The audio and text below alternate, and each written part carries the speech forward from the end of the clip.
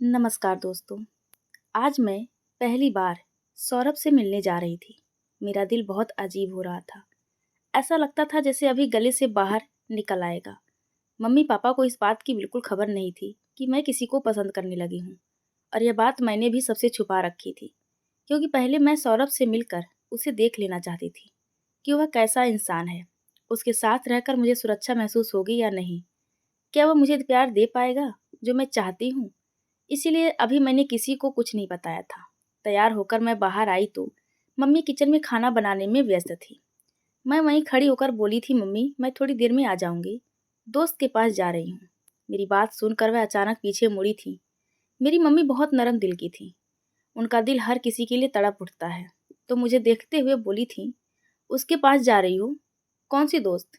मेरा दिल एक पल के लिए धड़कता था, क्योंकि मैंने अभी ऐसा कुछ नहीं सोचा था कि मम्मी को कौन सी दोस्त का नाम बताऊंगी। लेकिन अभी के लिए मैंने उन्हें बातों में उलझा कर बाहर निकल आई थी। मुझे बस अभी सौरभ से मिलना था, इसीलिए मैं किसी भी तरह का झूठ बोलने को तैयार थी। मैं बाहर आई तो सामने ही रिक्शा वाला मौजूद था, जो यकीनन सौरभ की तरफ से ही मेरे लिए भेजा गया था।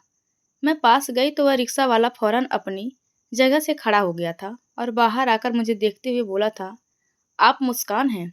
मैंने सिर को हल्की सी हाँ में हिलाया तो वह मुझे बैठने का इशारा करने लगा था। मैं धड़कते दिल के साथ रिक्शे में बैठ गई थी। एक लंबी दूरी के बाद उसने मुझे एक पार्क में उतारा था और सामने बेंच की तरफ इशारा करते हुए बोला था, यह है सौरभ, आप मिल लीजिए। यह बोलकर वह अपने रिक्शे में वापस बैठ गया था, जबकि मैं हल्के कदमों से पार्क की तरफ बढ़ रही थी। जब अचानक उस रिक्शा वाले ने मुझे पुकारा था, मैंने पीछे मुड़कर देखा तो वह मुझे ही देख रहा था। और मुझे देखते हुए बोला था, बेटी एक बात कहूँगा, सौरभ बहुत अच्छा लड़का है, अपनी मम्मी पापा का वफादार है, सबको साथ लेकर चलने वाला है, बहुत प्यार करने वाला लड़का है। अगर तुमने इसके साथ शादी की तो तुम हमेशा सुखी रहोगी, बाकी ऊपर वाला तुम दोनों का मददगार हो। यह बोलकर वह चला गया था, जबकि मैं धड़कते दिल के साथ पार्क की तरफ बढ़ने लगी थी।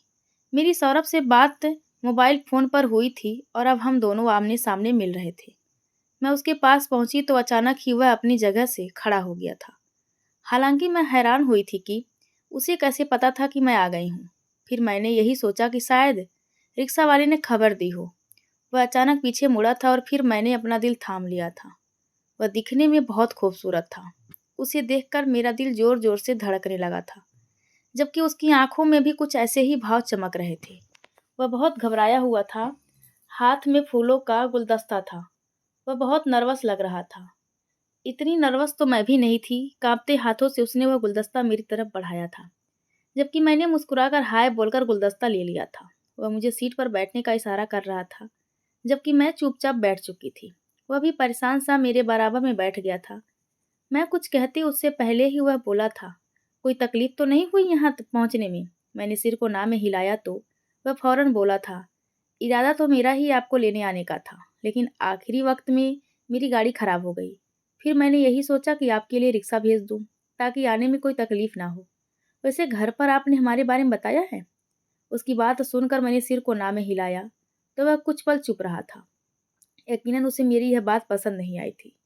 वह मुझे देखते हुए नरम लहजे में बोला था, देखिए मुस्कान, मैं आपको बहुत पसंद करता हूँ और शादी की ख्वाहिश रखता हूँ। मैंने अपने घर में सबको बता दिया है और किसी को भी मेरी पसंद से ऐतराज नहीं है, बल्कि सब खुश हैं। सबका कहना है कि अगर आप मेरी ज़िंदगी में आ गईं तो मेरी ज़िंदगी जन्नत हो जाएगी। मेरी मम्मी बहुत खुश हैं। उनका कहना है कि जल्द से जल्द मेरी शादी हो जाए। बस अब यह आप पर है कि आप अपनी मम्मी पापा को मना लें। वैसे मैं आपको कैसा लग रहा हूँ? यह बात उसने हिचकिचाहट बहुत नहीं, उससे भी कई गुना ज़्यादा अच्छी लगी हो। लेकिन मैं कुछ नहीं बोल पाई थी, सिर्फ सिर हिला दिया था। काफ़ी देर तक वह मुझसे इधर-उधर की बातें करता रहा था। शायद मुझे सहज करने की कोशिश कर रहा था और उसकी यह अदा मुझे बहुत अच्छी लग रही थी। लगभग मैंने उसके साथ 3 घंटे बिताए थे और ये 3 घंटे मेरी ज़िंदगी के सबसे खूबसूरत घंटे थे। मुझे उसके साथ गुज़रा हर पल किसी सपने की तरह लग रहा था। उससे पहले मिलकर मैं घर आ गई थी। मेरे चेहरे की लाली किसी को भी यह बता सकती थी कि मैं क्या करके आई हूँ। मैं घर के अंदर पहुंची तो पापा लाउंज में बैठे अखबार पढ़ रहे थे। मैंने उन्हें सलाम करके सीधे अपने कमरे में आ गई थी। दिल चाह रहा था कि फौरन मैसेज करके उसे हाँ बोल दूं, लेकिन अभी के लिए मैंने रुक जाना ठीक समझा था। वक्त धीरे धीरे गुजर रहा था। ठीक 9 बजे उसका मैसेज आया था, कैसी हो, घर पहुंच गई? तुमने पहुंचकर खबर भी नहीं दी। वैसे बताया नहीं तुमने, मैं कैसा लगा। उसके कई मैसेज और सवालों से वाले थे। एक पल के लिए मेरा दिल चाहा कि सब कुछ बोल दूं, अपने दिल का हाल बयां कर दूं, अपना दिल उसके सामने खोलकर रख दूं, लेकिन मैं जानती थी, मुझे इस बात का बहुत अच्छे से पता था कि जब भी कोई लड़की अपनी पसंद मर्द के सामने जाहिर कर देती है और यह बात खोल देती है कि मैं भी तुम पर मर मिटी हूं, तो वह मर्द बदल जाता है, छोड़ देता है, कदम पीछे ले लेता है। और मैं ऐसा नहीं चाहती थी, इसीलिए मैं बात को घुमाकर हाँ कहना चाहती थी। वक्त गुजरा था और फिर मैंने दबी जुबान में जाहिर कर दिया था कि हाँ, मैं राजी हूँ। मेरा इरादा अपने घर वालों से बात करने का हो गया था, लेकिन फिर भी मैंने उसे यह नहीं कहा था कि मैं तुम्हें पसंद करने लगी हूँ और मुझे तुमसे प्यार हो गया है। हाँ, इस बात को करने से मैं डर रही थी, क्योंकि वजह सिर्फ एक थी कि अगर वह बदल गया तो मैं कहीं की नहीं रहूंगी, क्योंकि प्यार की शादियों में माँ बाप साथ नहीं देते। मैंने हिम्मत करके अब मम्मी पापा के कमरे की तरफ रुख किया था। हमें दोनों को 1 साल का वक्त बीत चुका था, इसीलिए मैं चाहती थी कि अब शादी की बात हो जाए, क्योंकि मम्मी पापा भी अब मेरे लिए रिश्ते ढूंढ रहे थे और यही एक सही मौका था जब मैं अपना प्रस्ताव उनके सामने रखती। मैं धड़कते दिल के साथ कमरे के अंदर गई थी। मम्मी बिस्तर पर बैठी किसी सूट की सिलाई कर रही थी। मुझे कमरे में आता देख वह हैरान हुई थी और सवाल करते हुए बोली थी, क्या हुआ मुस्कान, कुछ चाहिए? मैंने सिर हाँ में हिलाकर उनके पास ही बैठ गई थी। दिल बहुत बुरी तरह परेशान हो रहा था कि पता नहीं माँ बाप का क्या जवाब होगा, क्योंकि मुझे पता था कि ज़्यादातर माँ बाप ऐसे वक्त में बच्चों का साथ नहीं देते, बल्कि उसे ही समझा बुझाकर चुप करवा देते हैं कि यह गलत है, समाज क्या कहेगा, सब लोग ठुक के खानदान भर में बदनामी होगी। और यही चीज़ मुझे थोड़ी परेशानी में डाल रही थी। लेकिन मुझे यकीन था कि अगर मैं मम्मी पास के सामने 2 आंसू गिरा दूं और उन्हें मनाने की कोशिश करूं तो वह मान जाएंगी, क्योंकि वह बहुत नरम दिल की थी। उनकी यह नरमी ही कई बार मुझे नुकसान भी पहुंचाती थी, लेकिन मुझे पता था कि मम्मी मेरा साथ जरूर देंगी। मैं उनके पास बैठ गई थी। पापा संयोग से अभी बाहर थे और यही अच्छा मौका था कि मैं अपने दिल की बात उनके सामने रख दूं। मैंने उनके हाथ थाम लिए थे और धड़कते दिल से मैंने उन्हें बताया था, मैं सौरभ को पसंद करने लगी हूँ, उससे शादी करना चाहती हूँ। वह बहुत अच्छा लड़का है, अपना करियर बनाने में रुचि रखता है, नेवी की नौकरी के बारे में सोच रहा है। मम्मी प्लीज़ मेरी शादी उससे करवा दें, या फिर आप एक बार उससे मिल लें, आपको खुद समझ आ जाएगा कि वह और उसके घर वाले कितने अच्छे लोग हैं। मेरी बात सुनकर मेरी माँ मुझे हैरानी से देख रही थी। यकीनन उन्हें भरोसा नहीं हो रहा था कि मैं किसी को पसंद भी कर सकती हूँ। तुम मुझे देखते हुए अविश्वास से बोली थी, यह तुम मुस्कान ही हो ना? नहीं, ऐसा नहीं हो सकता। तुम और किसी लड़के को पसंद कर रही हो, यह तो मुमकिन ही नहीं है। मेरा स्वभाव थोड़ा सख्त था, ज़्यादा किसी से बात करना पसंद नहीं करती थी, बस दो टूक अंदाज में बात करती थी और फिर वही रिश्ता ख़त्म करके आगे बढ़ जाती थी। लेकिन मम्मी अब बहुत परेशान दिख रही थी। वह मुझे देखते हुए बोली थी, तुम्हारे पापा ने एक और रिश्ता देखा है और वह बहुत ज़्यादा उसे पसंद कर रहे हैं, इसीलिए मैं थोड़ा परेशान हूँ कि पता नहीं वह तुम्हारी शादी यहाँ करवाएंगे या नहीं। मैं फ़ौरन बोली थी, देखिए मम्मी, शादी मुझे करनी है, पापा को नहीं। सारी ज़िंदगी मुझे उस आदमी के साथ बितानी है, तो आदमी कम से कम मेरी पसंद का तो होना चाहिए। मेरी बात सुनकर मम्मी हो गई थी खुश। उन्होंने मेरे कंधे पर हाथ रखा था और मुझे तसल्ली देते हुए बोली थी, अच्छा, तू परेशान मत हो, मैं तेरे पापा से बात करूँगी। अभी थोड़ी देर में वह आएंगे तो मैं उनसे इस बात का जिक्र करूँगी। अगर उन्होंने रुचि दिखाई तो हम कल ही उस लड़के से मिल लेंगे और फिर जैसा होगा हम तुझे बता देंगे। देख बेटी, अगर तेरे पापा ने मना कर दिया तो मैं कुछ नहीं कर सकती, और अगर हमें लड़का पसंद नहीं आया तब भी मैं कुछ नहीं कर सकती। इसलिए हर चीज़ के लिए तुम तैयार रहना। मम्मी की बात सुनकर मैं चुप हो गई थी, लेकिन मेरा दिल बहुत उदास हो रहा था। न जाने अब क्या होने वाला था, पापा को सौरभ पसंद आएगा या नहीं। मैंने कमरे में आकर सौरभ को सारी बातें बता दी थी। वह भी बहुत परेशान सा हो गया था, लेकिन उसने मुझे शांत रहने की सलाह दी थी। ज़्यादा मत सोचो, तुम परेशान हो जाओगे तो बेवजह बीमार हो जाओगी, और मैं नहीं चाहता कि तुम ऐसी छोटी छोटी बातों की वजह से बीमार हो। इस उसका यही अंदाज मुझे बहुत पसंद आता था। यही वजह थी कि मैं उसे शादी की ख्वाहिश रखने लगी थी। हालांकि मुझ में और सौरभ में बहुत फर्क था। वह बहुत ही शिष्ट इंसान था और मैं बहुत ही भावुक लड़की थी। जल्दी जल्दी गुस्सा आ जाना, गुस्से में किसी को कुछ भी कह देना, हाथ उठा लेना, यही मेरी आदत में शामिल था। और उसके उलट उलट सौरभ बहुत अच्छा था। उसे हर चीज़ शिष्ट तरीके से सँभालना आता था। कभी मैं गुस्सा कर जाती थी, तो वह सामने से गुस्सा नहीं करता था बल्कि मुझे समझाता था कि यह बात ऐसे थी। अगर मैं नाराज़ हो जाती थी, तो वह मुझे बच्चों की तरह मनाता था और कभी मैं रो पड़ती थी, तो वह खुद भी मेरे साथ रोने लगता था। यही वजह थी कि मैं चाहती थी कि ऐसा ही इंसान मेरी ज़िंदगी में आए जो हमेशा मेरे नखरे उठाए और मुझे बर्दाश्त करे। अब यही बातें सोच-सोच कर मैं बहुत परेशान हो गई थी। वक़्त गुज़रा था लेकिन मम्मी ने पापा को मना नहीं लिया था। उन्होंने बहुत तराज किए थे कि नहीं, हम इस तरह लड़की की शादी नहीं कर सकते। किसी अजनबी से तो बिल्कुल नहीं। लेकिन जब मम्मी ने पापा को मनाया, उन्हें बताया कि आपकी बेटी भी उसे पसंद करने लगी है, शादी की ख्वाहिशें रखती है, तो पापा चुप हो गए थे। जैसा मेरा स्वभाव था, उसमें यही बड़ी बात थी कि मैं किसी को पसंद कर चुकी हूँ और अब उससे शादी की ख्वाहिश रखने लगी हूँ। क्योंकि पापा मम्मी दोनों जानते थे कि अगर मेरी शादी मेरी पसंद के मुताबिक नहीं हुई, तो मैं कभी भी अपना घर नहीं बसा पाऊंगी। ऐसा ही था। लगभग 1 हफ्ते बाद मम्मी पापा ने ना सौरभ से मिलने के लिए बुला लिया था। मुझे यकीन था कि पापा और मम्मी सौरभ से मिलने के बाद किसी कीमत पर उसे मना नहीं कर पाएंगे। वह था ही इतना अच्छा। जब मैं उसे एक नज़र में पसंद कर गई थी, तो मम्मी पापा कैसे ना पसंद करते। और फिर वही हुआ था जो हम दोनों ने तय किया था। सौरभ को पसंद करने के बाद मम्मी पापा ने सबसे पहले उसके माँ बाप से मिलना था। मेरे सोचने के बिल्कुल ठीक मुताबिक मेरी सास ससुर, मेरी ननद देवर सब बहुत अच्छे थे। शादी की तैयारियां फौरन शुरू हो गई थी और फिर मैं धूमधाम से सौरभ की ज़िंदगी में शामिल हो गई थी। मेरे दिन ही बदल गए थे। लेकिन मेरा स्वभाव मेरे ससुराल वालों को बिल्कुल पसंद नहीं आता था। सुबह देर से उठना, खाने की मेज पर सबके साथ ना बैठना, सौरभ को लेकर अपने कमरे में चले जाना, यह बात मेरी सास को बहुत चुभती थी। हर रोज़ कोई ना कोई झगड़ा खड़ा कर लेती थी और उसमें मेरा पूरा पूरा साथ होता था।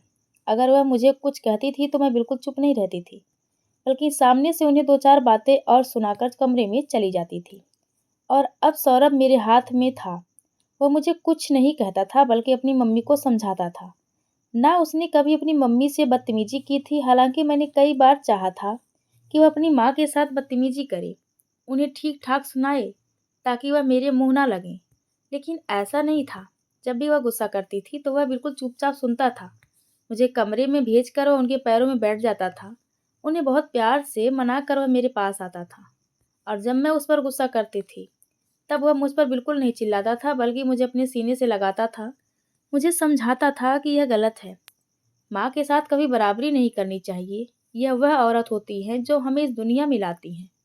अगर हम माँ के साथ बराबरी करेंगे तो हमारा क्या होगा? लेकिन मैं अपनी माँ से जब बदतमीजी कर सकती थी, तो फिर सौरभ की माँ के साथ क्यों समझौता करती? बात इतनी बढ़ चुकी थी कि सौरभ की माँ ने साफ कह दिया था, अपनी बीवी को लो और मेरे घर से चले जाओ। अगर तुम्हें माँ प्यारी है तो तुम मेरे पास ठहर जाओ, नहीं तो इस लड़की को छोड़ दो। मैं उस वक्त बहुत चिल्लाई थी। यह होती कौन है मेरे मामलों में कुछ कहने वाली? मेरी मर्जी, मैं जो करूं। सौरभ उस दिन बहुत परेशान था। उसने मुझे चुप करवाने की बहुत कोशिश की थी, लेकिन मैं उस वक्त उससे बाहर हो गई थी। नतीजा फिर एक बात का निकला था। मैं अपने मायके में जाकर बैठ गई थी। मुझे यकीन था कि सौरभ मेरी गैर मौजूदगी किसी कीमत पर बर्दाश्त नहीं करेगा और फिर ऐसा ही हुआ था। ठीक 1 हफ्ते बाद वह मुझे मम्मी पापा के घर लेने के लिए आया था। मम्मी पापा ने उसे बहुत प्यार किया था क्योंकि वह लोग अपनी बेटी की हर आदत से वाकिफ थे। वह यह बताने के लिए आया था कि उसने किराए का मकान ले लिया है और अब वह मेरे साथ अकेले रहेगा। ये बात सुनकर मैं खुशी से झूम उठी थी। मैं यही तो चाह रही थी। भरे ससुराल में मेरा गुजारा नहीं था। वहाँ साड़ी पहनो, पल्लू संभालो, सबके लिए खाना परोसो, यह काम मुझसे नहीं होते थे। अपने मायके में भी मैं बिल्कुल आराम की ज़िंदगी जीती थी। मम्मी ही सारा काम संभाली थी। भला मैं क्यों किसी और के घर जाकर उनकी नौकरानी बनती? लेकिन मैं इस बात को भूल बैठी थी कि कुदरत के घर देर है, अंधेर नहीं। वक्त गुजरा था और मैं सौरभ के और करीब आ गई थी। वह मुझे बहुत प्यार करता था। मेरी हर छोटी सी छोटी ख्वाहिश को वह सिर आंखों पर रखता था। फिलहाल वह अभी यही नौकरी कर रहा था और लंदन में आवेदन कर चुका था। मेरी भी दुआ थी कि उसकी नौकरी लग जाए ताकि मेरी आने वाली ज़िंदगी सुकून भरी हो। कुछ ख्वाहिशें ऐसी थी जो अभी तक पूरी नहीं हुई थी। वह छोटी-मोटी हर बात मेरी पूरी करता था। जैसे कि अगर मेरा कुछ खाने का मन करता तो वह फ़ौरन मेरे आगे लाकर रख देता था। कुछ पहनने का मन करता तो फ़ौरन लाकर देता। कभी कोई इनकार नहीं करता था, लेकिन मैं बहुत ख्वाहिशमंद थी कि मैं दूर-दूर जगहों पर जाकर घूमूं, महंगे से महंगे परफ्यूम, गुच्ची के बैग्स, हील्स वगैरह ले लूँ। लेकिन अभी शायद यह मेरे नसीब में नहीं था। इसी दौरान मेरी तबीयत काफ़ी खराब रहने लगी थी। मुझे कुछ समझ नहीं आता था कि मेरी हालत इतनी परेशान क्यों हो गई है।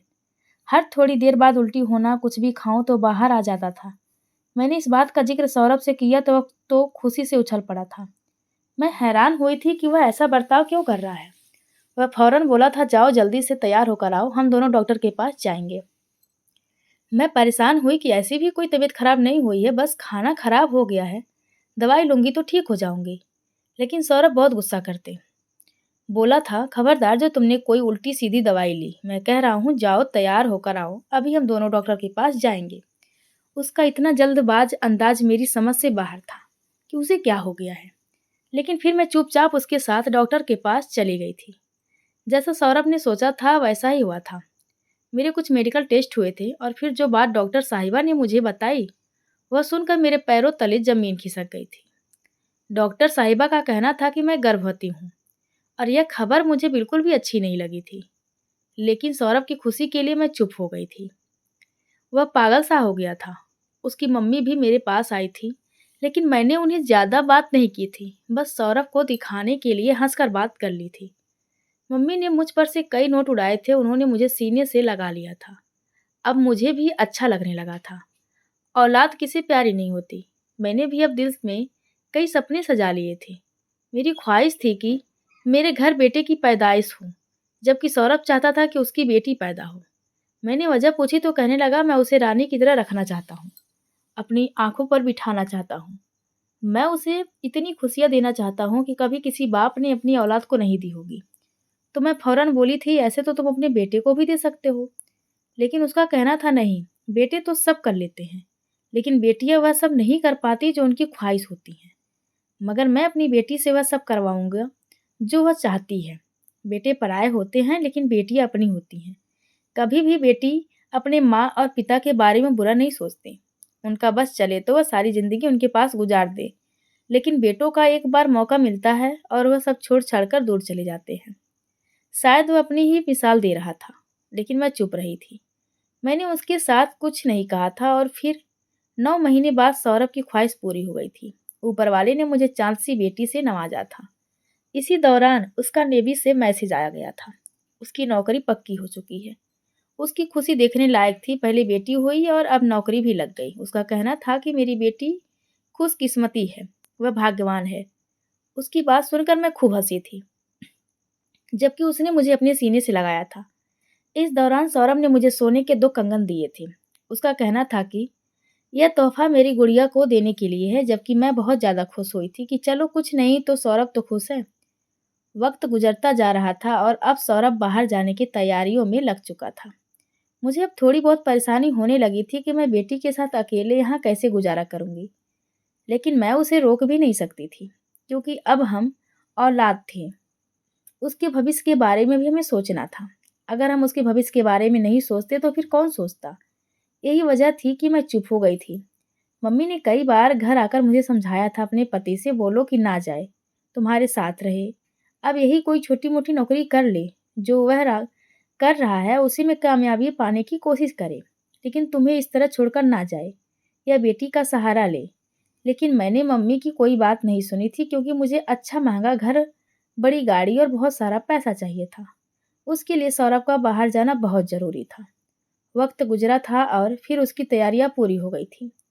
आज वह बाहर के लिए उड़ान भरने वाला था। मैं अब थोड़ा उदास हो गई थी। मैं जानती थी कि वह जाएगा तो काफ़ी वक्त बाद लौट कर आएगा। मेरा दिल बहुत ज़्यादा बेचैन हो रहा था। आखिर लम्हे में मेरा दिल चाहा कि उसे रोक लूं, उसे ना जाने दूं, लेकिन अब मुमकिन नहीं था। अब सब कुछ तय हो चुका था। मुझे गले लगाकर वह मुझसे ज़्यादा रोया था। उसकी हिचकियाँ बंध गई थी। मेरी मम्मी तो कह रही थी, बेटा जब इतनी परेशानी हो रही है तो अभी मत जाओ। लेकिन वह जैसे होश में ही नहीं था। सब उसे संभालने की कोशिश कर रहे थे, लेकिन वह चुप ही नहीं हो रहा था। उसकी मोहब्बत देख मेरा खुद का हाल भी बेकाबू हो गया था।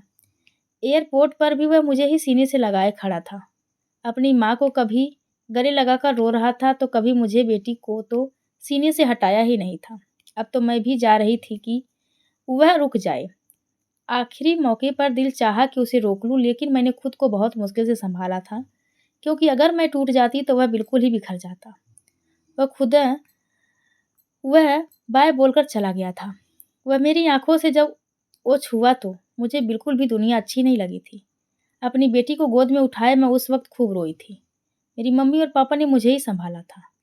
ज़िंदगी में पहली बार मैं किसी शख़्स के लिए इतना रोई थी, वरना आज से पहले मैंने किसी को अपने आँसू का कारण बनने की बिल्कुल इजाज़त नहीं दी थी। उस दिन मम्मी-पापा मुझे अपने साथ ही घर ले गए थे। लगभग 1 हफ़्ता मैं मम्मी-पापा के साथ रही थी, लेकिन मुझे पता था कि मुझे अपने घर जाना होगा। कब तक मैं मम्मी-पापा के साथ रहती हूँ? पापा का कहना था जब तक सौरभ नहीं आता तुम यहीं रहना। लेकिन मुझे ठीक-ठाक नहीं लगा था और सौरभ ने भी मना कर दिया था। किसी पर भी बोझ बनने की ज़रूरत नहीं है, लोग कुछ वक़्त तो तुम्हें रखेंगे, उसके बाद मुँह बनाना शुरू कर देंगे और मैं नहीं चाहता कि मेरी बीवी बिल्कुल भी परेशानी का सामना करे। उसकी बात भी सही थी। इसीलिए मैंने अपने पति की बात मानते हुए 1 हफ्ता अपने मम्मी-पापा के घर गुज़ारा था और फिर अपनी बेटी के साथ वापस आ गई थी। वक़्त गुज़रता जा रहा था अब, हर महीने अच्छी खासी रकम लेकर मेरे लिए आने लगी थी, जो मैं अपनी बेटी पर और खुद पर खूब दिल खोलकर खर्च करती थी। कुछ ही वक़्त में मैंने अपने घर का अच्छा खासा सामान भी जोड़ लिया था, जो मेरे पास मौजूद नहीं था। मैंने अपने घर को ऐसा खूबसूरत अपार्टमेंट बना लिया था कि जो भी देखता दंग रह जाता था। घर में करने के लिए कुछ होता नहीं था, इसीलिए मैं अपने घर को ही सजाने में लगी रहती थी। मेरे पति अपनी मम्मी को भी पैसे भेजते थे, जो मुझे बहुत बुरा लगता था। लेकिन फिर भी मैं कुछ नहीं कहती थी, क्योंकि वह उनकी माँ थीं और यह हक उन्हें भी था कि वह अपने बेटे की कमाई पर खुश रहें। वक़्त गुज़रता जा रहा था और मेरी बेटी बड़ी होने लगी थी। जब अचानक एक दिन सौरभ की वापसी हुई थी, उसे देखकर मैं पागल सी हो गई थी। मुझे यकीन नहीं हो रहा था कि सौरभ वापस आ गया है। उसने मुझे सरप्राइज़ दिया था और ये सरप्राइज़ मेरी जान निकाल चुका था। उसे सीने से लगाकर इस बार मैं बहुत रोई थी। जब वह जा रहा था तब उसके आँसू नहीं रुक रहे थे और अब उसे देखकर मैं खुशी से पागल हो गई थी। वो लगभग 3 महीने हमारे साथ रहा था और फिर एक बार दोबारा वह हमें छोड़कर वापस चला गया था। अब यही सिलसिला था, हर 6 महीने बाद 1 साल बाद उसका चक्कर लगता था। वह भी 3 महीने की छुट्टी में, उसके बाद वह हमें छोड़कर चला जाता था। मेरी बेटी अब दूसरी कक्षा में पढ़ रही थी। वह इतनी बड़ी हो गई थी और इतनी जल्दी बड़ी हो गई थी कि मैं दंग रह जाती थी। मैंने खुद को बहुत अच्छे से सँभाल रखा था। कोई मुझे देखकर यह नहीं बोल सकता था कि मैं एक 9 साल की बच्ची की माँ हूँ। मैंने खुद को इतने अच्छे से बना कर रखा था। कहते हैं जब इंसान के पास दौलत और पैसा हो तो वह क्या से क्या नहीं कर सकता है। ऐसा ही हाल कुछ मेरा था। आज आम दिन था। सुबह से ही मेरी बेटी की तबीयत थोड़ी खराब लग रही थी। 1-2 बार मैंने सोचा कि जल्द से जल्द उसे पास के क्लिनिक पर ले जाती हूँ, लेकिन फिर मैं यह सोचकर रुक जाती थी कि अभी थोड़ी देर में तबीयत ठीक हो जाएगी। लेकिन रात होते-होते उसे बहुत तेज़ बुखार चढ़ गया। अब मुझे भी परेशानी होने लगी थी कि मैं क्या करूँ? मैंने फ़ौरन उसे गोद में लिया था और दरवाज़ा बंद करके बाहर चली आई थी। लेकिन अब गाड़ी का कोई इंतज़ाम नज़र नहीं आ रहा था। जब अचानक मेरी नज़र हमारे मोहल्ले के एक लड़के पर गई थी, जो गाड़ी पर बैठा अपने दोस्तों के साथ बातचीत में मशगूल था। मैंने उसे पास आने का इशारा दिया, तो वह फ़ौरन भागकर मेरे पास आया। मोहल्ले के लड़के तो ऐसे ही मुझ पर आशिक़ थे, लेकिन मैं किसी को भी भाव नहीं देती थी। वह फ़ौरन बोला, जी बताइए मैडम, क्या मदद कर सकता हूँ? मैंने उसकी तरफ देखते हुए कहा था, प्लीज़ मेरी मदद कर दो। मेरी बेटी की तबीयत अचानक बहुत ख़राब हो गई है। रिक्शा वग़ैरह तो अभी इस वक़्त मिलेगा नहीं। क्या तुम मुझे अपनी बाइक पर क्लिनिक तक ले जा सकते हो? मेरा यह कहना था कि उसकी खुशी के मारे बाँछें खिल गई थीं। वह फ़ौरन अपनी बाइक ले आया था और मुझे लेकर क्लिनिक पहुँच गया था। मुझे लगा था कि अब यह चल जाएगा, लेकिन ऐसा नहीं हुआ था, बल्कि वह मेरे साथ-साथ रहा था। उसका यह अंदाज़ मुझे बहुत अच्छा लगा था। वापसी पर मैंने उसके कंधे पर हाथ रखते हुए उसका शुक्रिया अदा किया, तो वह फ़ौरन बोला था, मुझे नाचीज़ का नाम साहिल है। मैं आपके बारे में बहुत अच्छे से जानता हूँ कि आप अकेली रहती हैं। अकेली औरत के लिए गुज़ारा करना बहुत मुश्किल होता होगा। कितनी मुश्किल से आप हर चीज़ को सँभालती हैं। यह मुझे आपको देखकर गर्व महसूस होता है। उसकी बातों में एक अजीब-सा जादू था। उसे देखते हुए मैं बोली थी, नहीं, ऐसी कोई बड़ी बात नहीं है। आपका एक बार फिर शुक्रिया कि आप मुझे वापस भी ले आए। उसका शुक्रिया करके मैं अपने घर चली गई थी, लेकिन नहीं जानती थी कि यह एक मुलाकात मेरी ज़िंदगी को किस तरह बर्बाद करेगी और मैं कैसे-कैसे भटक जाऊँगी। वक़्त गुज़रा था और अब साहिल के साथ मेरा लगाव बढ़ना शुरू हो गया था। बहाने-बहाने से वह मेरे घर आने लगा था। पहला बहाना उसका मेरी बेटी की तबीयत पूछना था। वह अब आया था और मेरा फ़र्ज़ बनता था कि मैं उसे घर के अंदर ज़रूर बिठाऊँ, क्योंकि उस दिन उसने मेरी मदद की थी। मैंने उसे चाय बनाकर दी तो वह हर घूँट पर मेरी तारीफ़ करने लगा था। कितनी शानदार चाय बनाई है आपने। आज से पहले मैंने कभी ऐसी स्वादिष्ट चाय नहीं पी। ना जाने क्यों मुझे अब लगने लगा था कितना अरसा हो गया था ऐसी तारीफ़ सुने। मेरे तो घर भी कोई नहीं आता था, बस मम्मी ही चली आती थी। इसके अलावा तो मैंने किसी से बनाई ही नहीं थी। वह और बोला, वैसे आपकी बेटी भी बहुत प्यारी है और आपने ये जो घर सजाया है, आपकी तो बात ही अलग है। उसकी बातें सुनकर मैं अब उसके पास ही बैठ गई थी। वह बोला था, अगर आपको कभी भी किसी की तरह ज़रूरत महसूस हो, तो आप इस नंबर पर कॉल कर देना। आपका साहिल आपके पास हाज़िर हो जाएगा। आपका साहिल पर मैं ठिठकी थी, लेकिन मैं चुप रही थी, मुस्कुराकर उसकी हर बात सुनती जा रही थी। वह नंबर नहीं बल्कि इश्क की पुड़िया था। वह तो जा चुका था लेकिन मुझे अजीब उलझन में छोड़ गया था। मैंने थोड़ी देर बाद ही उससे बात की थी और बेवजह ही उससे इधर-उधर की बातें करने लगी थी। मेरा नंबर उसके पास चला गया था और फिर उसने मेरा पीछा कर लिया था।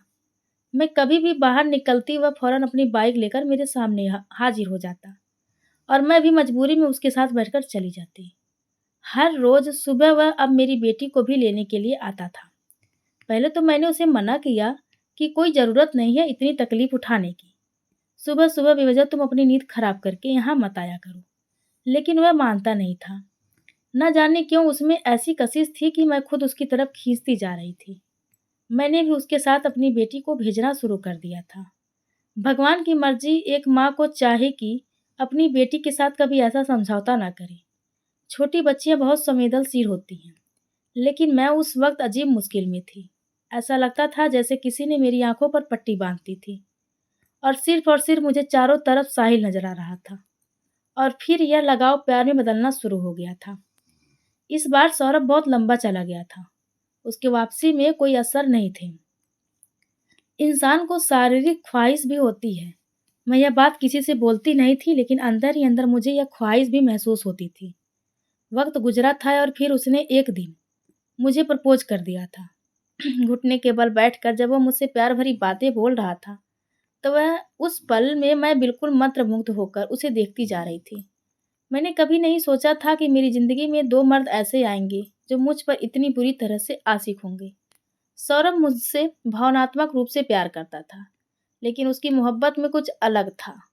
उस रात मैंने उसके साथ गलत काम भी कर लिया था। मैं जानती थी कि यह गलत है, मुझे गुनाह मिलेगा, मैंने अपने शौहर के साथ धोखा किया है। लेकिन फिर मैंने खुद को यह बोलकर समझा लिया था कि कौन-सा सौरभ यहाँ है और कब उसकी वापसी होगी, किसी को कुछ पता नहीं है। जब तक सुकून मिल रहा है मुझे हासिल कर लेना चाहिए। वक़्त गुज़रा था और आज मेरे जन्मदिन का दिन था। मैंने खुद ही अपने जन्मदिन को बहुत अच्छे तरीके से मनाने का फ़ैसला किया था। मैंने सोचा था कि आज मैं अच्छे से तैयार होकर साहिल को खुश करूँगी, उसके साथ अच्छा वक़्त बिताऊँगी, लेकिन नहीं जानती थी कि आज मुझ पर क्या आफ़त आने वाली है।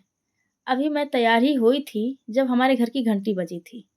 मैंने दरवाज़ा खोला तो सामने कोई और नहीं बल्कि सौरभ खड़ा था। उसे देखकर मैं भूकंप की चपेट में आ गई। वह घर में आते ही मुझे सीने से लगा चुका था। उसका इरादा मुझे सरप्राइज़ करने का था, लेकिन मैं खुद उसे देखकर सरप्राइज़ हो गई थी। मेरी बेटी भी पापा पापा बोलकर फ़ौरन उसकी तरफ लिपट गई थी। उसने ही मेरे साथ मिलकर केक वगैरह काटा था और फिर रात भर वह मुझ पर हावी रहा था। उस दिन मैं साहिल को बहुत याद करती रही थी। कहने को मैं अपने पति के साथ थी, उसकी बाहों में थी, लेकिन मेरी रूह साहिल के पास थी। 2 दिन बाद ही साहिल से मेरी मुलाकात बहाने से गली में हुई थी, जो मुझे पाने के लिए पागल सा हो रहा था। तब मैंने उससे सौरभ के बारे में बताया था और वह अचानक पागल होकर बोला था, उसे ख़त्म कर दो। यह तो हर रोज़ का डर है। कब तक हम इस डर को अपने सीने से लगाकर बैठे रहेंगे? मैंने परेशान होकर उसे देखा तो वह बोला, हम दोनों मिलकर उसे मार देते हैं। फिर मैं और तुम एक सुकून की ज़िंदगी गुज़ारेंगे। मैं तुम्हें लेकर यहाँ से दूर चला जाऊँगा। उसकी बातों में एक अजीब-सी आशिकी थी, एक अजीब-सी दीवानगी थी और मैं भी उस दीवानगी में बहती जा रही थी।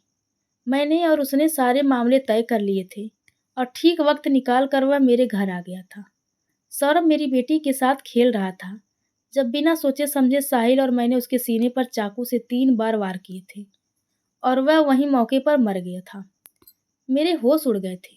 यह मैंने क्या कर दिया था? मेरी बेटी चीख चीख कर रो रही थी। उसे तो मैंने 2 थप्पड़ लगाकर चुप करवाया था और फिर साहिल ने ही हिम्मत की थी।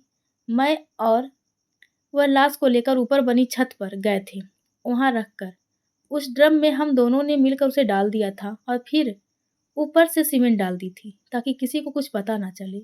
और उसी दिन हम दोनों शिमला चले गए थे।